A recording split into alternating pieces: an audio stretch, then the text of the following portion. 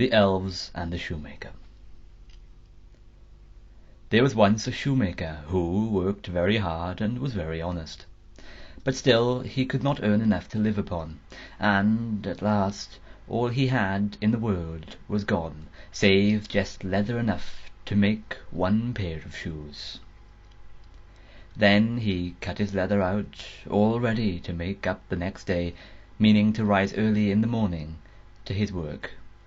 His conscience was clear, and his heart light amidst all his troubles, so he went peaceably to bed, left all his cares to heaven, and soon fell asleep.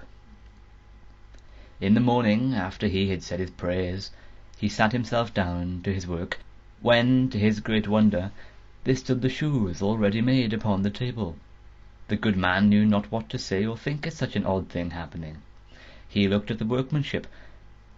There was not one false stitch in the whole job. All was so neat and true that it was quite a masterpiece. The same day a customer came in, and the shoes suited him so well that he willingly paid a price higher than usual for them, and the poor shoemaker, with the money, bought leather enough to make 2 pairs more. In the evening he cut out the work, and went to bed early, that he might get up and begin betimes next day. But he was saved all the trouble, for when he got up in the morning the work was done, ready to his hand. Soon in came buyers, who paid him handsomely for his goods, so that he bought leather enough for 4 pair more.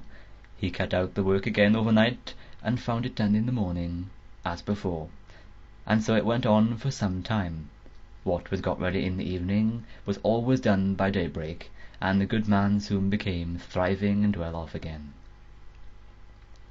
One evening, about Christmas time, as he and his wife were sitting over the fire chatting together, he said to her, "I should like to sit up and watch tonight, that we may see who it is that comes and does my work for me." The wife liked the thought, so they left the light burning, and hid themselves in a corner of the room behind a curtain that was hung up there, and watched what would happen. As soon as it was midnight, there came in 2 little naked dwarfs, and they sat themselves upon the shoemaker's bench, took up all the work that was cut out, and began to ply with their little fingers, stitching and rapping and tapping away at such a rate that the shoemaker was all wonder, and could not take his eyes off them.